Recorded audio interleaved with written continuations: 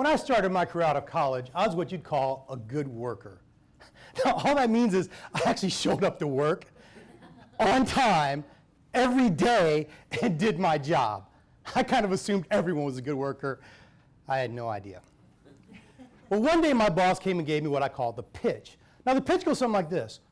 Tony, you're doing such a great job. We wish we had 100 more just like you. We want to talk to you about your career path. We're going to give you a small group of people. We want you to supervise them. All you have to do is get them to work just like you're working, and it'll be easy. I call it the pitch because here's all the things they don't tell you.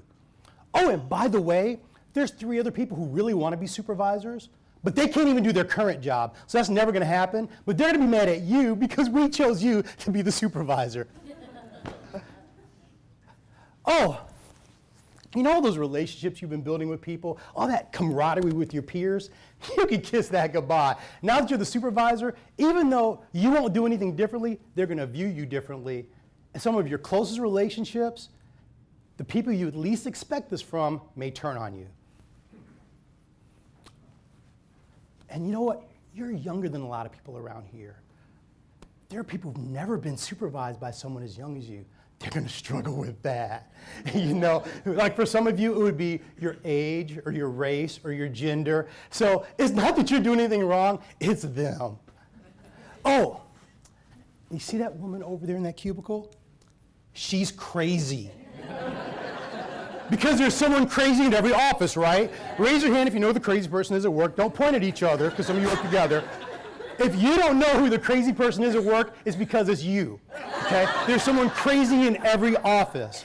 And so immediately when I took the position, conflict rose, morale dropped, and we were struggling with productivity. I couldn't figure out what was going on. Later, I realized I was dealing with the consequences of change. You know, motivational speakers will tell you, if you want to be successful in changing, you've got to step out of your comfort zone, right? We've heard that. But rarely do we talk about, well, what is a comfort zone? A comfort zone is this place of stability and familiarity, and it consists of your thoughts, your emotions, your habits, your relationships, and your circumstances. But I had no idea relationships played a role in comfort zones. And so the minute I became a supervisor, all of my relationships changed. And the problem was not that other people were part of my comfort zone. The problem is I was part of other people's comfort zones. And the minute I changed, I actually moved their comfort zone without their permission. And you know what their immediate response is? Give me my comfort zone back. Have you lost your mind? And they try to pull me back into my comfort zone. Now, you'd be tempted to say, okay, all this comfort zone, that's a lot of motivational mumbo jumbo. But here's what you need to consider. The same thing happens in the workplace. The minute you try to implement change, the minute you want to change your culture, the minute you want to implement a new technology, the minute you say, we're going to try to keep up with this uncertain and fast-paced economic time we're in, you're forcing people out of their comfort zone without their permission. And you can get fooled.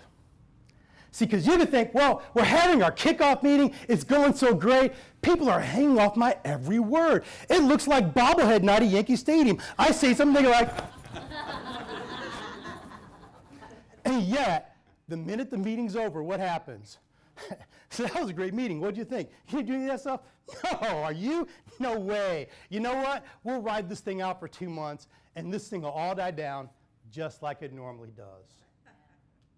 Because change is so hard to deal with in the workplace. And so what's critical for you to understand is you cannot confuse agreement with buy-in. As an organization, you have to address the needs of your workforce's comfort zones. Because if you don't, whether you've dealt with their habits or their relationships or their emotions, the minute you try to change, they're going to pull back. And then you'll find out whether or not your plan has enough escape velocity to overcome the gravitational forces of people's comfort zone. And if you don't, your company will be stuck in the status quo. Thank you.